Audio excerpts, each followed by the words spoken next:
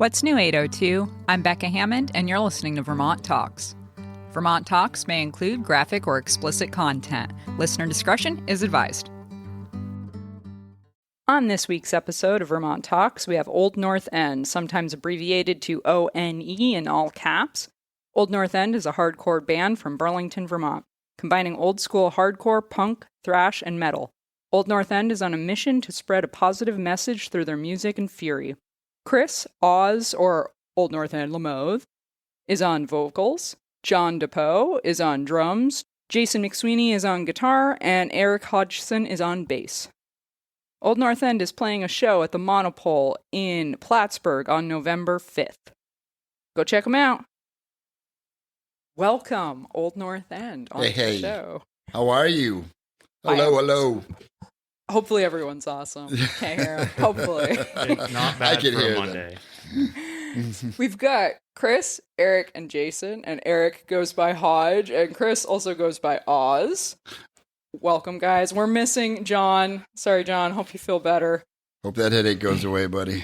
Thanks for having us. I really hope his headache has gone away by the time the show airs. That would be terrible. He'll be quick to cancel if not.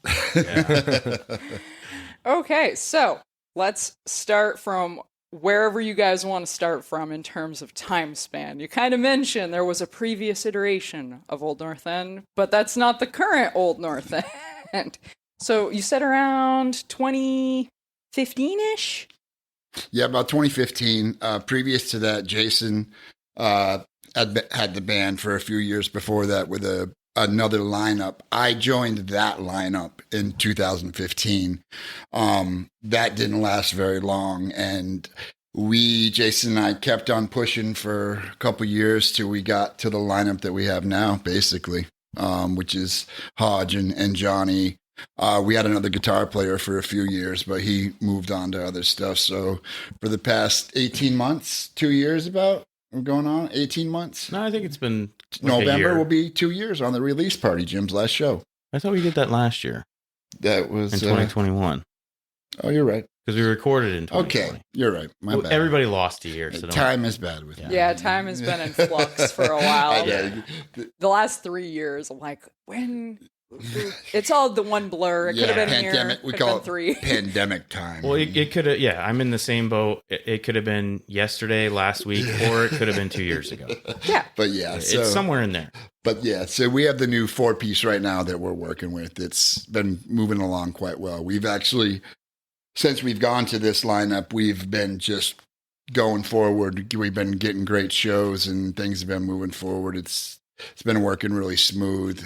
A lot easier to move 4 guys around New England on the weekend than 5. But yeah. Was it I've just got to ask, was it always a metal band? Yeah, it's been always a hardcore metal. Yeah, always heavy. Yeah. Always heavy. We are definitely like going more towards a true mainstream traditional hardcore style. That's like what we all really love. We have a lot of metal influence, a lot of punk rock influence. I do. So to blend it all together, I mean, we've listened to everything from hair bands to hair metal to straight crazy thrash death. So the genre of music that the 4 of us listen to is off the wall. As when we were speaking before, Jason grew up in 7, 8 years old, being on stage playing country jams with his dad on drums and guitar. So we've all been doing this a really long time in different ways, Yeah, very cool. So let's touch base with Jason. We'll talk to each of you about where you guys came from and where you started. Jason, what did you actually play on stage? I started off playing drums when I was like 14 in my dad's band. Got some experience playing that and had to move over to guitar. My dad's a guitar player and just kept playing. Did a lot of cover band stuff. Cover bands are fun. I've been in cover bands. They get people dancing instantly. It's fun, yeah. Yeah, that's one of the nice things about being in a cover band is people just know the songs, which is sweet.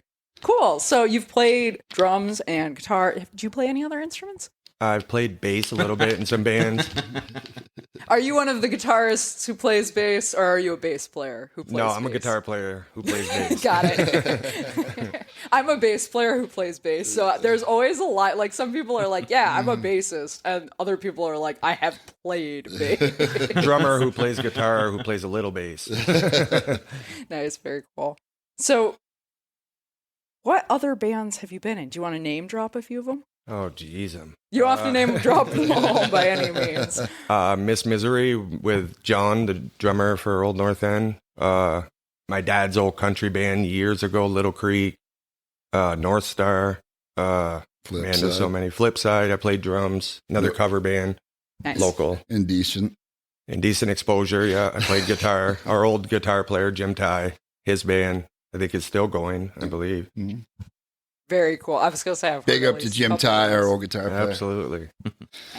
Nice. So long time in Many the music years. scene. Yeah, and absolutely. No, I'm not trying to make it sound like you've been around a long time, but like when Little you're bit. She's 7 trying to years say you're old, A little old. when you're man. 7 years old on stage, like that's 14. No, he Yeah. says 14, but I remember him playing a little bit younger. He's being Yeah, I modest played right now. before that. But I think the first bar I played in, I was Yeah. like 14 years old. Oh, yeah. He wasn't got six it. hip and Got it. at Yeah. Texas playing. I didn't mean that. But Oh, still, if you're in the music scene when you're Yeah. that young, it's like your life. It's, Yeah. Yeah, you're Very a cool. lifer at that point. yeah, It's, nice. I love that one picture of you on stage with your dad. You were definitely like 6 or 7 years old in that picture with you. Yeah, I think it was a band practice. but Yeah, I was, yeah. I've been It's watching just- his band play and watching their drummers and guitar players since I was, as long as I could remember. I got pictures of me sitting in guitar cases watching his band. Very cool. Okay, so Eric, where did you start? I actually don't have as long of a history in the music scene as these guys do. First off, I'm like 11 years younger, I think, than the next youngest Yeah. person in this band. But I, like I said, haven't been involved in the local scene very long. I'm actually not originally from Vermont. I was born in Salisbury, Maryland. Moved up here when I was a kid because my dad got a good job here. I got my first guitar. I actually started off as a guitar player. And I got, what I thought at the time was, kind of a crappy guitar. And just kind of fooled around with it. Took a couple lessons. Got to the point where this guy was like, "Hey, stop paying me so you can come jam with me. Like, just come jam with me." Okay, yeah, sure. And kind of fooled around with some friends in different projects throughout my teen years, and then kind of just put it away. Yep. And then picked it up again in my 20s, and still never really went anywhere with it because I couldn't find anybody to play with that wanted to play what I wanted to play. Like-minded musicians. Yes. Well, and because it's the music scene, while it's good in this state, in this area, it has its ups. It also has its downs. And we're a small state. We don't have, everything's spread out. So if you want to find somebody to play with, you're looking in Plattsburgh, you're looking in Rutland, you're looking in the Northeast Kingdom. Nothing's ever localized. Well, so that it didn't take off. And then a few years ago, a buddy of mine said, "Hey, are you still playing the guitar? Are you still interested in trying to get in a band?" I said, "Yeah, let me dust this thing off." And it started as a cover band, and then we kind of outgrew that, started writing our own stuff, and then the whole band kind of just outgrew itself, and everybody wanted to go in different directions. So took the rocking side of that band and kind of just went off and did our own thing. And in the midst of trying to kind of get that off the ground, these guys sent me the message saying, "Hey, would you like to try out on bass?" Apparently they liked something that they saw in the way I play or the way I act or whatever. And I said, yeah. And then I think they sent me like 3 songs to practice, gave me a week to learn them, and showed up to try out. And then the rest is history. Nice.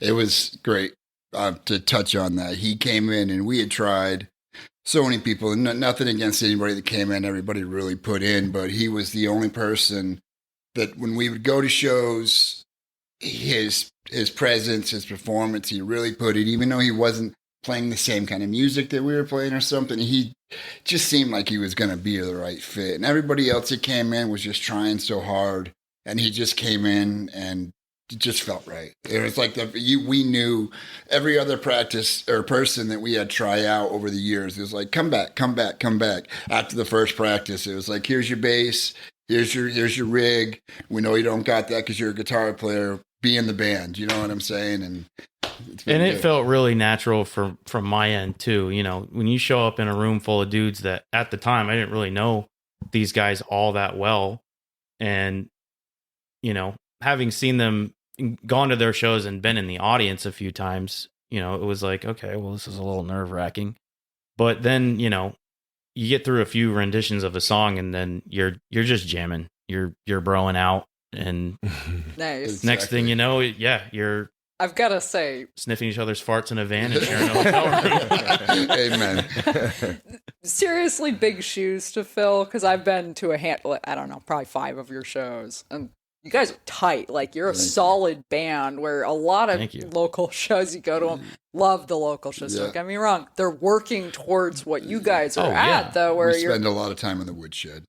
Clean, like it's obvious I've been in those bands where it's like we played 8 hours straight and we played the same freaking song over and over and over. And it's like when those 10,000 hours. Yeah, when you stop that song and everyone just knows. You're done together. You know that, like, that tightness, that time, that effort, like those are big shoes to fill. And that was the thing with Eric. I don't mean to cut you short, but it's that we have a lot of stops and a lot of stuff. Like, our songs aren't necessarily difficult in the way that they're written or anything, but they're very tight, as you say, and there's a lot of stops. And people think because it's punk rock and hardcore, it can be loud and messy and noisy, and it doesn't have to be. And we're not that band. We like structure. We spend a lot of time in the woodshed to get that tightness. Don't get us wrong, we love it. We love loud, heavy, fast. We love it all, you know. But our music, when we stop, we want the whole place to hear a pin drop, you know, and then we go back into the next. And he had that. He understood the cleanness with the heaviness, and he just grew as a bass player. Like, he was definitely a guitar player that played bass at first. He played with a pick when he first came in. Yep. You know what I'm saying? He did, and he turned up really loud. But but now he plays with those fingers all the time, and it's just now he's a bass player. Yeah, and I know he plays guitar still. Cool, that's his thing, but he's definitely came into himself. Right, he fit into the band as a bass player. Yeah. That's really cool. Good story. Yeah. Nice. Yeah, you guys are incredibly impressive. So, Thank you. Shout out, if I was going to try out as a bass player for your band, I would be terrified. So you want to try out for second guitar? I am a bass player who barely can play guitar. I do my best. But yeah, no. Oh, very cool. Yeah. Cool. So, Chris. Uh-oh. I'm the old guy. I'll make it quick and short. As short as it can be. There's a lot there, but we'll be quick. I was going to throw it off. Where did Oz come from? Oz? Well, actually, I from the old North End, back in the 80s, there weren't punk rock kids, skater kids, hardcore kids. And if they were, they definitely weren't from the old North End. They were transplants. I listened to a lot of hair metal.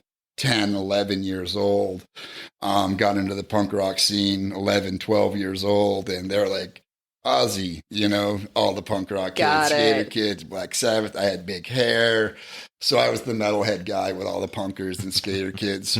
Apparently the only one.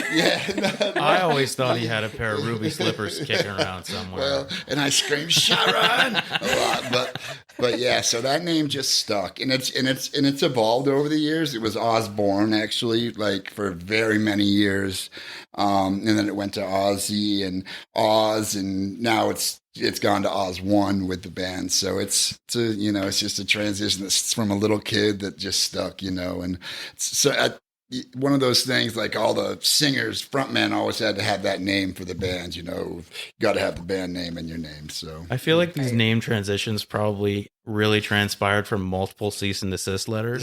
That too, yeah. And also, and there's some reference to marijuana in there too, so it goes a long way. So I have to keep it real. That is true. There is a little reference there. So yeah, with that, I mean, I started playing in bands. I started going to shows as a young kid. I started playing in a bass at probably 12, 13 years old. Went to my first show at the Teen Center at about 12, 13 years old. Nice, cool. So you're originally a bass player. I wanted to point out, just to people who are listening, I am a singer. You are the front man. Yes, like, I sing. You for are the Old North man End. that I recognize. The first couple, yes, no. The first couple bands I was in, I played bass, and then one of my singers couldn't sing anymore, and I sang that show, and it just took off. In 1990, I did a battle at the Memorial Auditorium, a battle of the bands. Cool. My band took second place. They asked me to sing. I'd never been in front of a big crowd or anything like that before, and I did that, and that was my first time really doing it and being up there. I remember we covered Anarchy in the UK by the Sex Pistols, and it's funny because that song is a very punk rock, whiny, I am man, and I came out and I sang it like, roar your mind, and I don't think anybody had ever heard it like that before, and people were like, wow, and that, and just that drew me to it. Right then, I knew this is what I wanted, this is my life. I was blessed to grow up in Burlington in the late 80s and the early 90s when the hardcore scene was amazing. Yeah, if you got anybody that had a chance to go to shows back then, playing bands back then, even up to 98, 99, 2000, the scene, Burlington, the Teen Centers, for one, 242 Main is one of the oldest running punk rock clubs in the world, much less the United States. We're talking about Minor Threat, Fugazi, back in the 80s, 7 Seconds. I was lucky enough to play with all of my hero bands, Hatebreed, Madball, Sheer Terror, Wow. Warzone, Blood for Cro-Mags, Blood for Blood, Murphy's Law, the list goes on. Yeah, very cool. And I'm very blessed to be a part of that. Unfortunately, at that time, heroin was very big, making a big come up, and I got involved in drugs. The band I was in at the time, 12 Times Over, which was the first band that I really sang for and made me want to sing. We did stuff. That was the band I played all those shows with. Such a good band. Thank you. But 95, 96, 97, we were doing great. Playing a lot. Our manager, Eric Sherman, homeboy, what's up, Eric? Big ups to Eric. He was the drummer in the band. We were one of the first bands at the time to have 2 singers. There wasn't many bands that did that. Crown of Thorns, Scarhead, and No Redeeming Social Value were like 2 of the only bands that had 2 singers, so it was kind of cool. But I ended up getting caught up in the drugs. I went to prison. 1998, I got locked up for about 10 years off and on. I moved to Florida, where my mother was, to try to get a better life. My mom passed through, and when I was in Florida, unfortunately, I just kept living that life. I couldn't get my stuff to get my shit right. My mother passed away in 2005. I caught another 6-year bid in prison right after she passed. I did that time. 2011, I came home. I've been clean since then. I've gotten married. I've been playing music with Jason for the last 7 years. Since we've started Old North End back up, it's been a life changer for me. Keeps me young. I'm 48 years young now. You know, I'm the dinosaur in the room, so it's good. But this music definitely keeps me alive. I get the utmost respect from every single person at a show.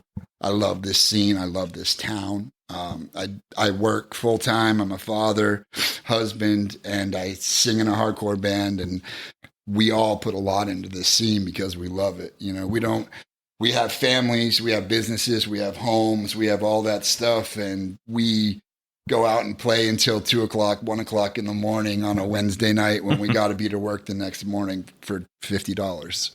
So it proves, you know what I'm saying? And if there's an out of town band, we'll probably try to give it to them to help them out if need be, you know. So we do it for the love of the music. It's why why I started it then, and it's why I'm still doing it today. Yeah, it's a real expensive hobby. I know it well. We love your equipment, though. I love it. You got everything looking good over here. Right, you got to admire that. I've got to say, when I think of the Vermont music scene, and I've always been in the music scene, but kind of what you guys were mentioning, like I grew up on the Canadian border. Like we played in bands. In the barn, like that's where we played. Yeah, and that it was your practice spot. Right, and it was actually way more convenient in some ways. Well, we had no audiences. No one ever complained about how loud I was playing. So I kind of missed that. So when I moved to this area in 2018, Old North End, and just the scene that exists here, respect the venue. Like that phrase is like burned in my brain when I think about the Burlington music scene. You respect the venue. We don't have, especially then in 2018, you know, Christy Lestrada and the Gloom Garden, you know, if he wasn't doing what he was doing, I mean, he was putting up his parents' house for bands to stay, bands to play, not making $1 doing it, and being very humble and nice about it, being taken advantage of by people in the scene, not respecting and just the scene, busting their ass, you know, seemed like day in and day out to coordinate these shows and get these people from all over. It seemed like the country to come through here, and you play in this basement, and you know, in the middle of winter, you know, in fucking February when it's minus 20 before the wind hits you, and just never asking for a dollar. Just doing it for the love of the music, for the love of the scene.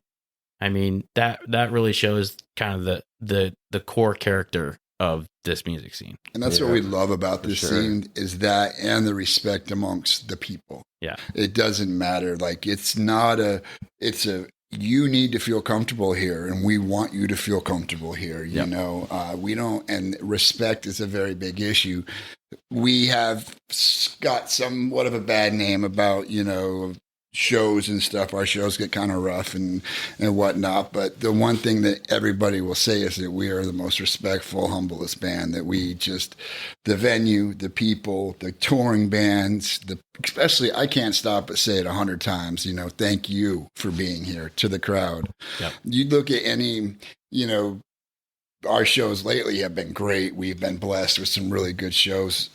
But we've worked for those, I feel like. But I mean, the times that we didn't, that we put in so much work and didn't get nothing out of it, except for there's a reason we're doing this, and it keeps going. And our homies in the Path, Voices in Vain, all of the bands, they're all working hard to do the same thing and to put out the same image. Voidbringer, Sachem, all these bands, you know, they want everyone to be in a safe space. They want you to know whatever you're into. I love the fact that, like, you don't just go to a hardcore show or a metal show. Like, you go to a show and there is a hardcore band, a metal band, a punk band, you know, it's across the board. There is no genre, you know?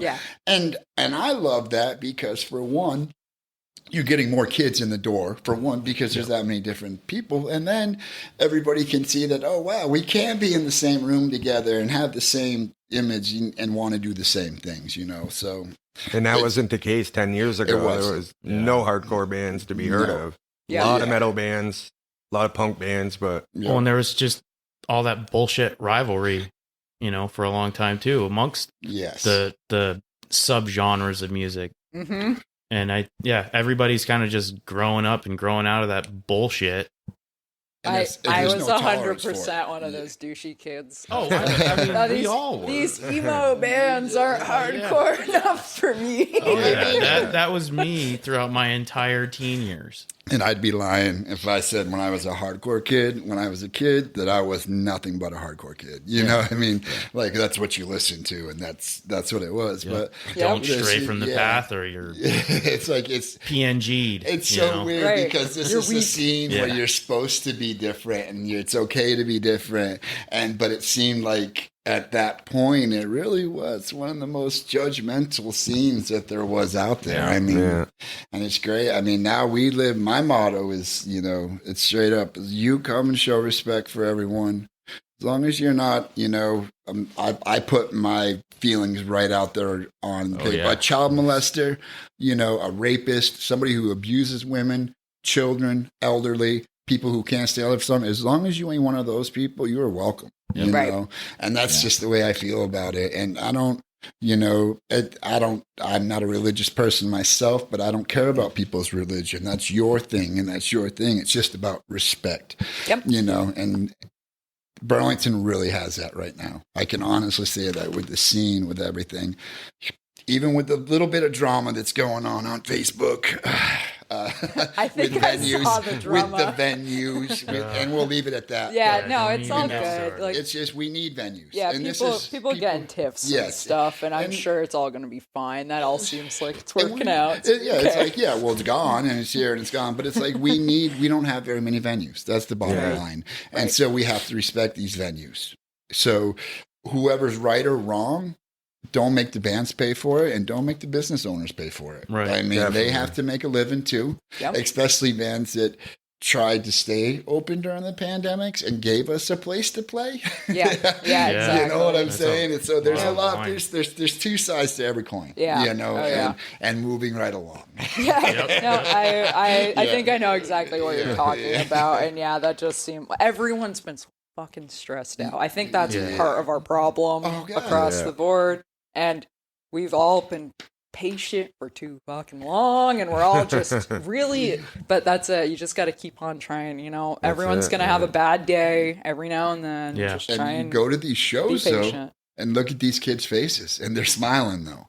When they're there, they're smiling. I mean, me on stage, I mean, that's what every show we played, I post pictures of me, and I am just on stage smiling. I mean, you cannot tell me that we don't love what we do. Like, we love this music. We love it. And that's, and we get that from the crowd. If we were up there playing and people weren't reacting like that, we wouldn't react like that, and we wouldn't play and have the energy that we have. So what we do for people are like, oh, you gave us so much, it was so good to see you, and you made it feel so good, and you guys were so great. It's like, well, you make us that, we do this for you, but you make us. If you're playing in a room and 20 people aren't moving, it's a dead room, but I would rather play in a room with 20 people moving than 50 people not moving. You know what I'm saying? I mean, and that's what's great about Burlington. And that's the other thing, is that those 20 people shows are few and far nowadays. It's like, it's not. Yeah, they're turning out. But they're turning out. The kids are coming out, well, everything's opening up again, which is, and people are getting a little less nervous about things. Yeah. Well, I think people are just more willing to accept the risk nowadays. Like, it's here,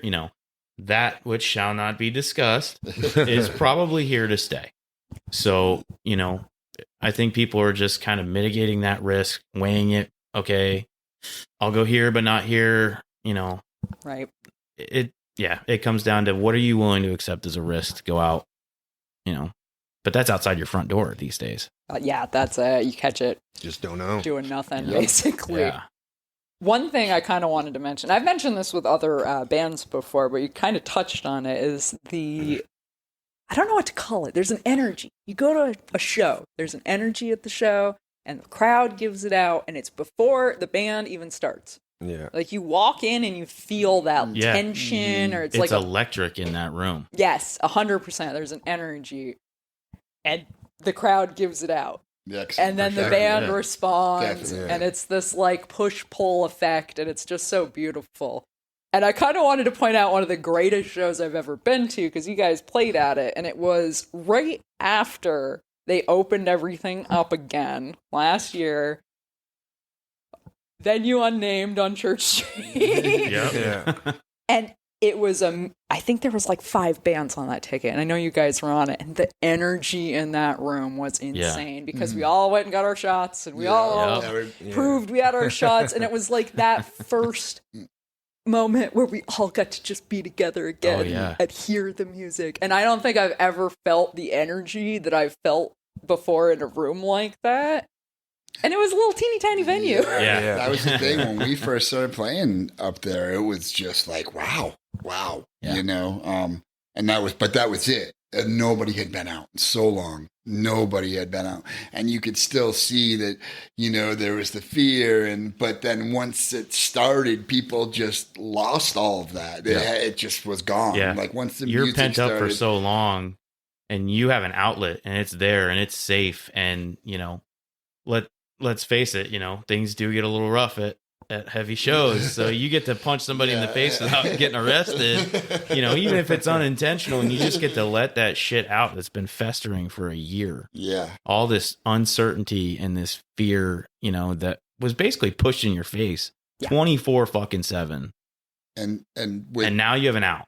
yeah. Yep. Fucking take it. Yeah. And you got Let that shit out. and you're booking did. showcases with these touring bands who are going through the same things in their state. Yeah. And they're getting out, and they're probably actually going to towns where there's still fear. Yeah. In certain states where it's not the same as Vermont, where people, you know, in other places where people aren't going out. So they come up in here after this whole thing, and they see, of all places, Burlington, Vermont, everybody's vaxxed. Everybody's doing what they're supposed to do. Yeah. If you're not vaxxed, you're wearing a mask, you're being what you're supposed to be. People are respecting that, you know, the whole thing. And it's just like, oh my God, if it's really alive, it's coming back, you know. And John Berg from The Path, he brings in some amazing bands. I mean, him and Matt Kimball, both those guys just... Big up to our homies in the past. Those guys have, between the bills they put us on and the bills they book, you know, it's untouchable. Yeah. Untouchable. Those are. It's funny to say it, but those guys are both huge sweethearts. Oh, for and sure. they're two of the nicest guys I've seen. Serious, Yeah. like Yeah. punk, like hard punk. That's John. Yeah. That's John Contra, man. Contra, Long Island hardcore. Well, to touch on something that you had said real quick too, and it might have been that same show in that same venue. I remember it was the skate park show that got rained out last year. And we had to move it Up indoors. Yep. Yeah. And I just remember that show. I mean, what was there, like 10 bands on that show? Because Yeah. it started in the middle of the Yeah. day and it went until like midnight. Yeah. And I just remember like everything got rained out. It was like lightning striking down the road. We were at the Winooski skate park to start this off. And like a band drove up from Florida and they got out of their car. They set their shit up. They played a set and then kaboom. It's like, okay, shut it down. Let's move it over here. You know, long story short, it all worked out. And then I remember just kind of walking around in the shadows, kind of in the back, watching everybody while I think Shore Rights was playing. They're like a psychedelic surf rock group. Really cool dudes. And I'm just looking at people's faces. And yeah, it was like when everybody first got to come back out, and it's just a shit-eating grin from ear to ear. And it was almost like everybody standing, you know, arm to arm, interlocked around each other's shoulders, just swaying back and forth to this music, because it's like everybody finally gets to, you know, we spent so long talking about our differences and, you know, whether it be political, religious, you know, is COVID real or is it fake? Yes. all Fake news. the bullshit that everybody was just arguing about for so long. And then it just, once we all got in that room together, it didn't matter. I think it was almost like cynical. Like it was like, fuck you, world. We Kind of. did this. It's like, Yeah. that's what I got from it. Yeah. Is that smile and that look was almost just like, we did it. You know what I'm saying? We made it. Everybody's not dead. You know, it's still here, yes, but we know that there are ways that we can combat it. And that's what I got. I got like a cynical joker's like sneer out of it. Like, just like, we're live. We are really like the coming out of the bomb shelters, you know, Yeah. the French coming out of the trenches. I mean, that's what I got from that. And the shows kept going. I mean, Oh yeah, they our last ratcheted three up shows for sure. at the Monkey House, Yep. per se. That place is Oh. Scott Gray. Shout the out other to one. Scott Gray and the The Monkey other House one. too, man. That is Mr. Promotion, man. That guy books your band, goes to every single show, whether he books it or not. every different Promotion, genre. yeah. Oh my God. Putting yeah. out hand Crazy. flyers. If they don't allow him inside, he's outside, rain, snow, sleet. Yep. He'll hang He outside a promotes. higher ground with 500 flyers in his Yeah. hand and hand them out before the end of the show. I mean, just Scott Gray, It's- man. that dude That's is my dude, dedicated. man. We need And those he don't even guys. play in a band. Yeah, he doesn't even play in a band. He's not from Burlington. He's from Texas. He still books shows in Texas twice a year. I mean, he's not even He from just here, and he loves music. puts on more shows than anybody else. You know, just like Jim's Basement. Shout out to Jim's Mhm. Basement. You know, a place that unfortunately it's really too small. And because the scene has grown, there was a time where that was a great place to have shows. That because place used to pack it in. unfortunately, people just weren't coming out. And that's the one thing, you know, don't talk bad about the scene if you're not going to come to a show. Yeah. Right. Yep. Bottom line, you know, don't say how shitty the scene is if you ain't going to be there. Yep. But yeah, like Jim's Basement and all those venues are really not like they used to be anymore. So when you do have the venues, the one night a week we played at Nectar's last week, and Yeah, it was that was awesome. fun. There wasn't a lot of people there, but it was a great time, and everybody that was there, staff, people loved it. And it was great.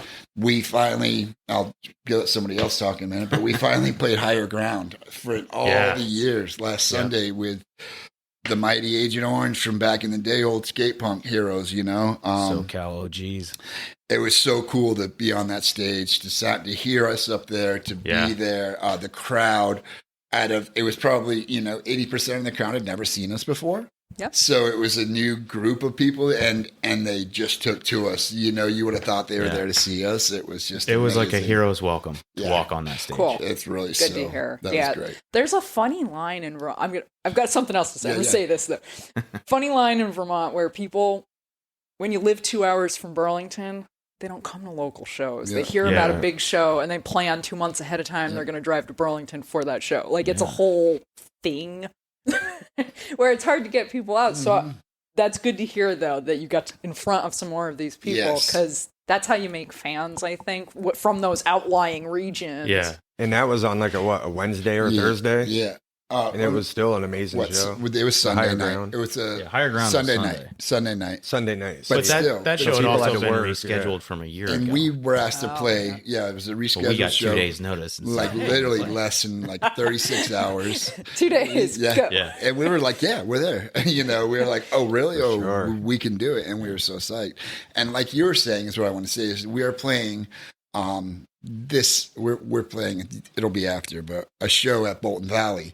And it's going to be so great because they're promoting it to all the skater kids and snowboarder kids and the families out there. And 90% of the people probably aren't going to be people that have ever seen us before, but they're going to be young kids who think go they to know what shows they're just to in for.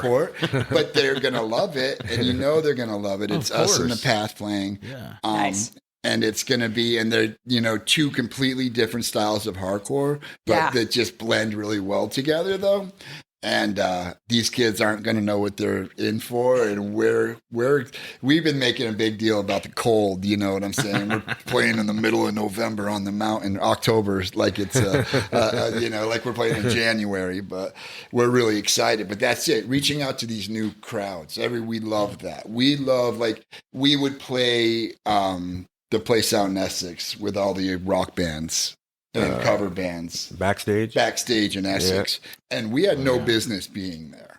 they're a cover band. We are playing with rock bands, country bands, and cover bands. Nice. Yep.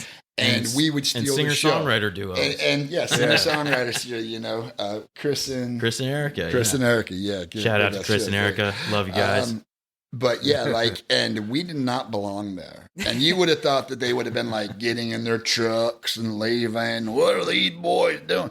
We'd steal the show every time. Got down. They loved us. I mean, loved us. And then Todd Hemingway, the other Chaos guy that books all the Chaos shows and booked a lot of that.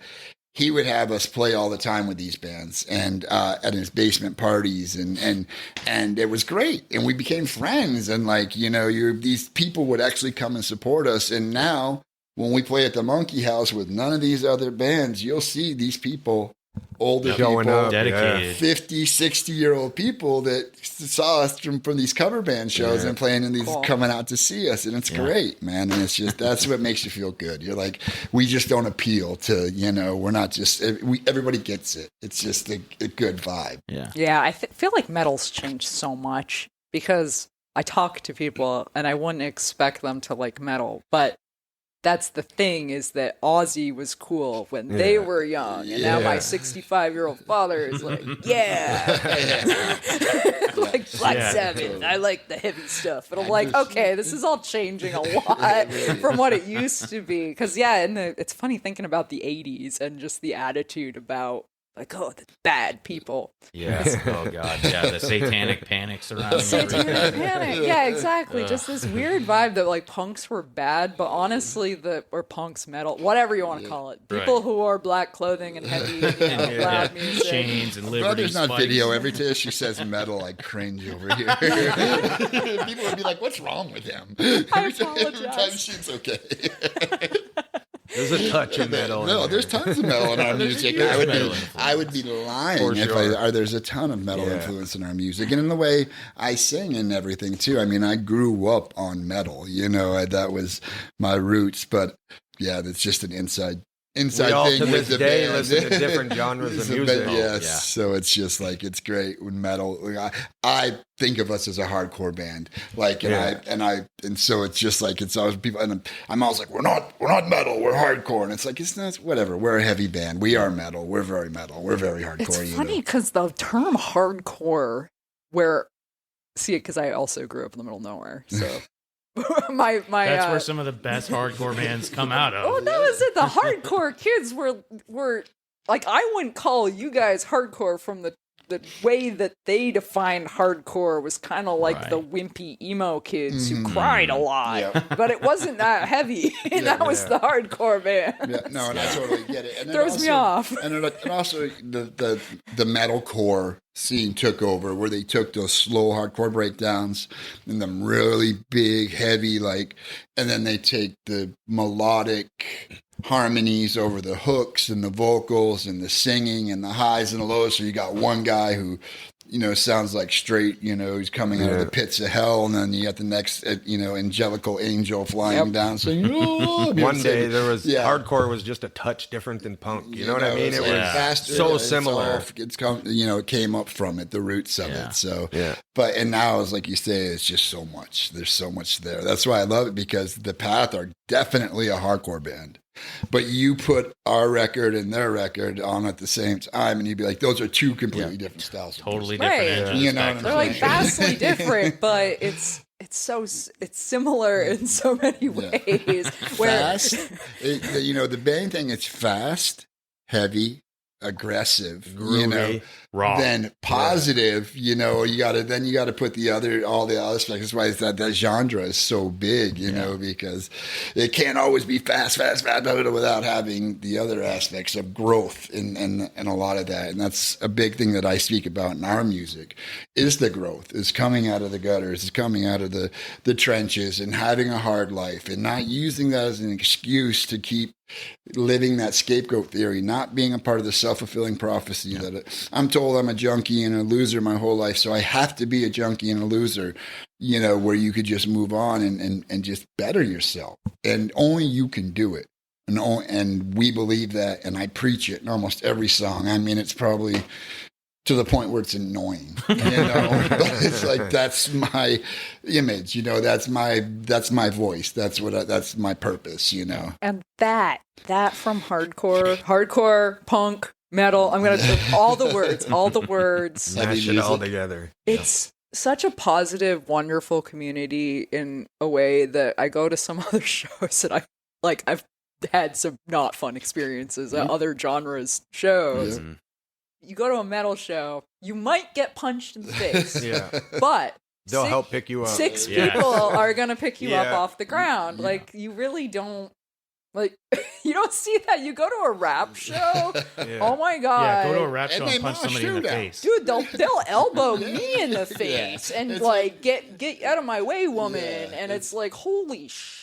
You might get a bloody nose, but if you fall, 10 people are going to pick you up. Yeah, well, there's no chance. Chances Instantly. are, if you come to an Old North End show, you're gonna get punched in the face, but it's not gonna be bad. So don't be scared. It's like everybody will pick you up. not gonna be an You can avoid it. But it's so funny how our music, how it's so underground and so many rap and these genres of music are taking the stage dives. The rappers all do it. The Machine Gun Kelly, and they're taking the punk rock and the one and the Blank 182, all that different. Yeah, punk they rock. take whatever they can monetize. And they're like, right? look at. I mean, I Samples. remember, All the samples. when this one band came out with this hip hop band came out with that song "Party Like a Rock Star." You know what I'm saying? That And was that was like so funny. I was in the South when that hit. You know what I'm saying? And that was like everybody's like party in the hood, party like a rock star. Party. Yeah. And next thing you know, they're wearing like studded bracelets, Yep. tight pants, belts. It's like.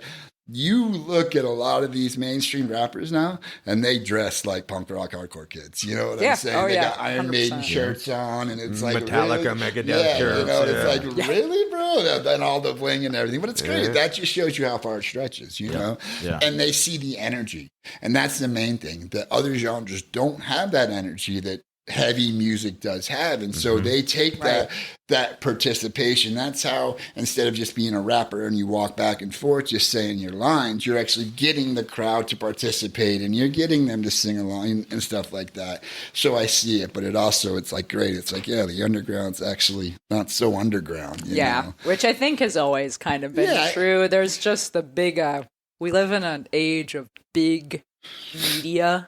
Yeah. And they really control what you see and where they think, that if the clothing style that a person walking around in the ghetto, they might not sell it to you for $500, but the lady working at Gucci will. Most definitely. And that's where it comes from. So much stuff is just from normal people, like art, fashion, whatever the culture is. They steal it from below and they sell it from above. Yep. Definitely. It's funny with that how so many like you want to keep it underground and you want it, but do you? I mean, are you against getting paid? Yeah. Are you against what does selling videos? out mean to you?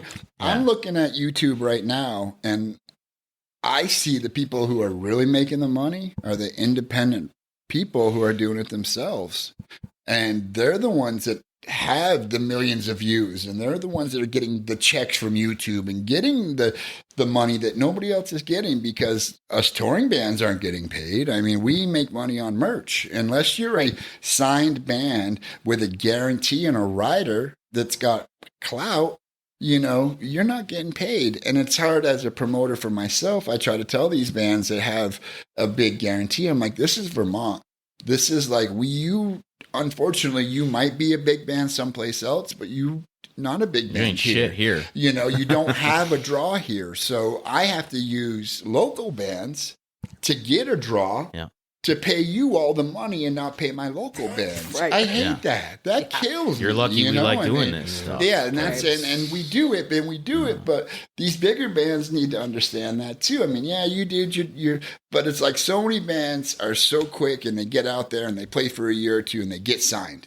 Yeah. And they don't do the work. They don't put the footwork in. And to be honest, gotta pay I never hear of them. Half of these guys, I literally never hear of them again. They might come tickets, and I'm like, same thing. Yeah, I'm like, where the fuck are these bands popping up? I've gone to probably 20 of those Lodo shows, and it's like at least half of those bands don't even exist anymore. As far as that's the other thing. Yeah. They can't, and that's what those shows usually are, is like their first tour after they got signed, and then they're just gone. And then they figure out that it's not all glamorous and it's champagne so and cocaine and it's hookers. funny, but it's funny. Next thing you know, it's real hard work. Like I said, you're sniffing each other's farts in a van for 6 hours to roll into a venue, be told, get your fucking shit on stage. You're on in 20 minutes. I don't care if you haven't showered in 2 days. I don't care if you're fucking hungry.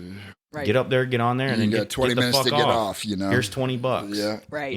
You got to be dedicated. And if you don't like to do it, they'll say, "Yep, we'll put the next guy on." Yeah, because there's irreplaceable. Bands are a dime a dozen. Do it, and it's you have to respect that the monster and the mentality of it. Like when you're on the road, that's what helps us with being a band that books. shows. So we understand, hey, so sometimes you have to go without so others can eat. Mhm. But, when the tide is high, all the ships rise. So Right. that's the way we got to look at it. Yep. The scene helps itself. you Yeah. know. Yeah, very true. It's one big hive, One There's thing. nobody failing. Yeah. Well, if people keep on sticking one fails, together, we all fail. Yeah, That's what it. I should have said. There are some failures. I've been in failures. Stand for Oh, something. God, how many fall bands for have I nothing. been in that failed? Next question. Moving right along. We're already at 48 minutes. All right, cool. But one thing I wanted to point out, it's so hard to tangibly prove the point of music, which frustrates the hell out of me because I'm a musician, as you all are. Yeah. And I can't really speak to Burlington because I live in South Burlington now. But dear Lord, Burlington, you guys invest a lot of money into physical art, Yeah. and then they have invested nothing into the music scene, which breaks my heart because the home of 242. Yeah. What just invest some money into that. And I think that energy, that moment at that show, that moment where we all came out of hiding. And we all kind of the leaning, we're all together. Yeah. That moment, that energy, like that, we need it. Like that's part of the human experience. Oh, for Definitely, sure. yeah. It's quantifiable once you've experienced it, but it's very hard to explain to other people. And Yeah. I wanted to point that out. That's awesome. And that's why we're still doing it right now Yep. through this whole thing, is because we do get that, reciprocation back from people, and it is above and beyond. I mean, like that's what I said. Sunday when we played at Higher Ground, it sounded like there was 400 people in there at the end of every song, and that to me was I was just taken away. I mean, I'm almost in tears, because that's humbling to It's me. awesome, yeah. That every single song it got louder and louder and louder, Yep. and it was just And it was great. loud before we got on the stage. I and- mean, and they the were roar of that crowd to walk out from behind that curtain and step on that stage. It's another one of those things where if you haven't experienced it before, it's very hard to explain. Yeah, and thankfully we've been playing a lot of out of town shows, Long Island, Brooklyn, Albany. We've been, we played Empire Underground in Albany. We played in Long Island at Shaker's Pub. We played New York City. We played Brooklyn at the Kingsland. And those bigger shows, even though the crowds weren't big, but the bigger venues with the bigger bands definitely help prepare you, because we're the little guys in the fish tank there, and we get up there, and when we get off the stage and the bands are the ones that are coming up to us and like, great set, that was great. Nice. And then you get a call the next day that says, hey, we're working on something to get you guys back. That's when you know, all right, we made you're doing something right. We made $75. We spent $400, but guess what? We So made worth these it, connections that are just unreplaceable, For sure. and they want us back. Yeah. So we passed. You know what I'm saying? We passed the job interview. And unfortunately, you have to have that, because there are a lot of noisy bands out there that go out unprepared, unprofessional. Bands that haven't been together long enough, that have 3 or 4 songs, and then they kind of fake it through the rest of it. Yep. And you can tell. And then you're giving. So I understand why these bands are like, why the venues and the promoters are like, you be here. This is your time slot. You get on, you get off. This is what you're getting. You follow this. And then after, as soon as we've done that with every promoter, with every club, as soon as we have done that and been professional, we get the callbacks. You know what I'm saying? We're asked to come back. We're told, and that's what matters. That's all that matters. That's why we do it. And to be able to play out of town and have people like you, we love it here. Burlington, and we know Burlington likes us and loves us as a band. I'm not trying to say that in a big way, like a big-headed way, but I know that the way that they react to us, that they love us. But when you get a good reaction out of town too, it's like, oh, we are doing this for a reason.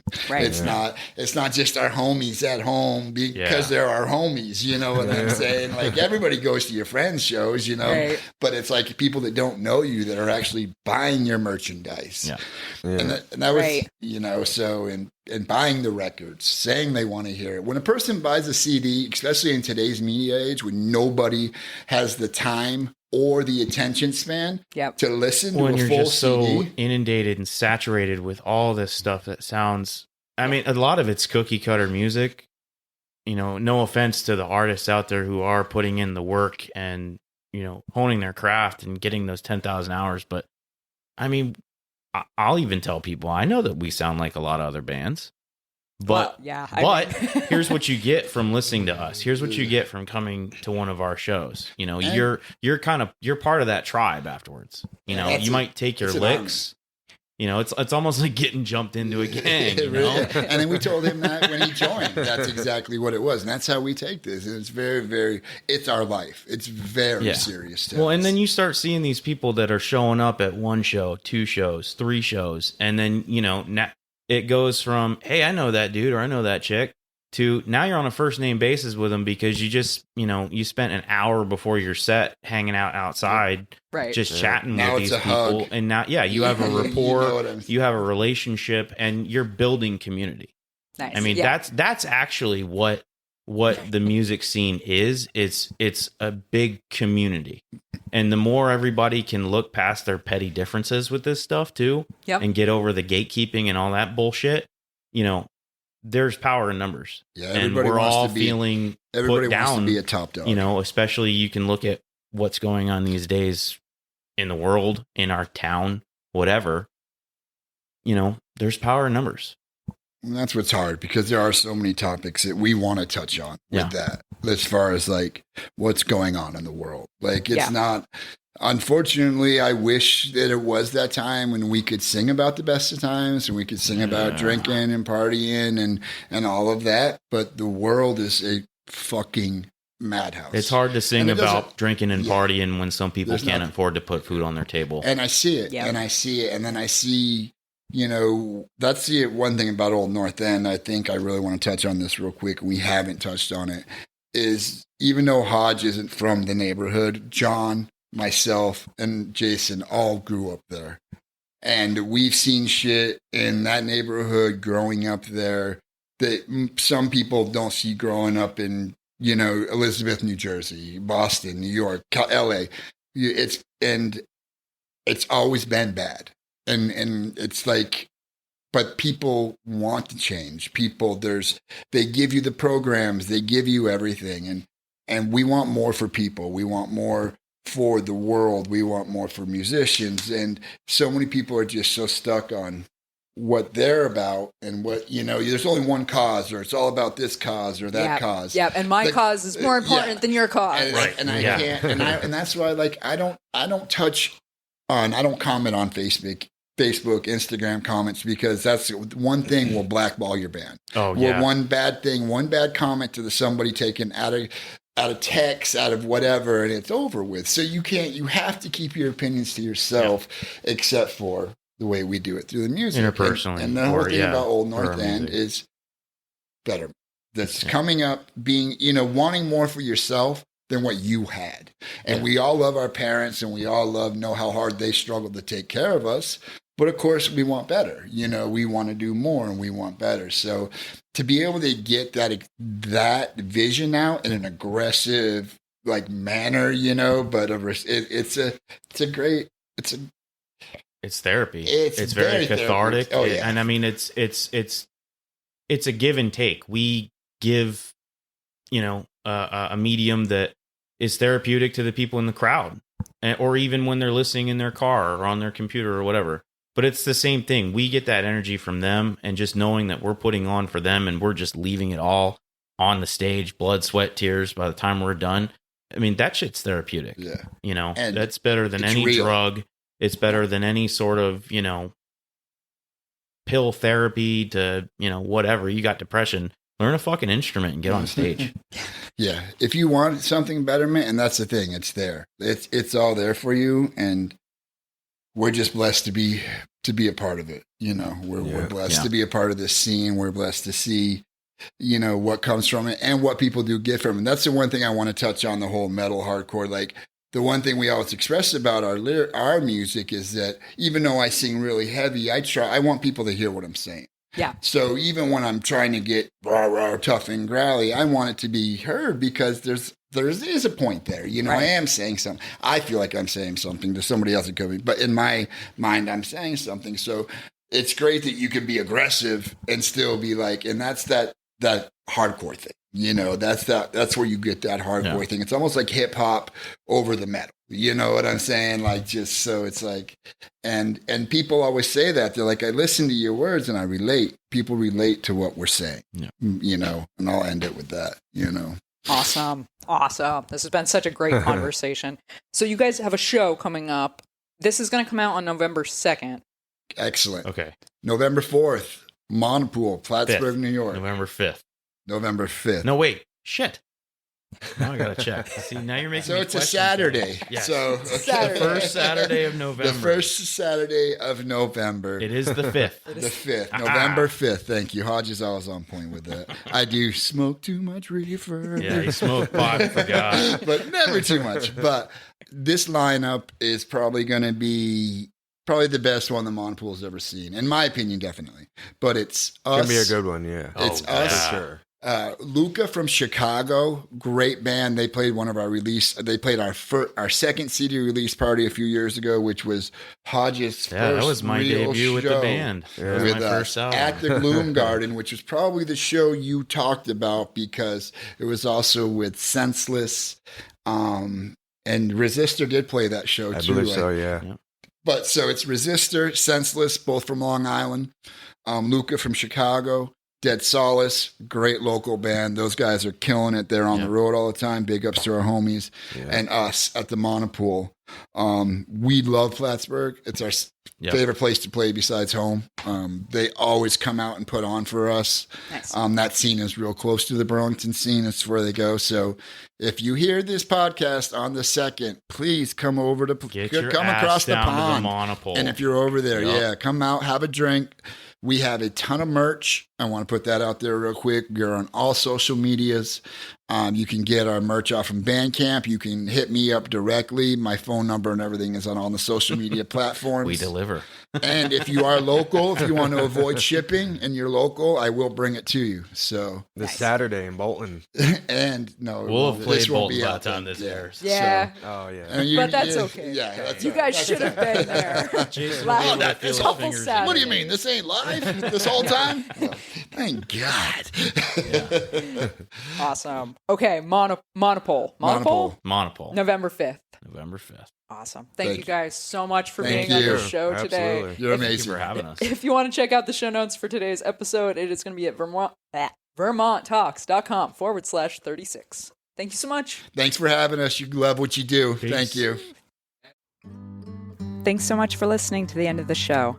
Subscribe to Vermont Talks on your favorite podcasting platform. You can find me on YouTube, Instagram, Facebook, all over the web. Contact Becca at vermonttalks.com if you'd like to be interviewed or if you know someone who should be. Thanks so much to Jason Baker for creating the show music. The views and opinions expressed by the guests are those of the individuals and do not necessarily reflect the official policy or position of Vermont Talks. Any content or statements provided by our guests are of their opinion and are not intended to malign any religion, ethnic group, club, organization, company, individual, anyone, or anything. And that's what was new in the 802. Have a great day.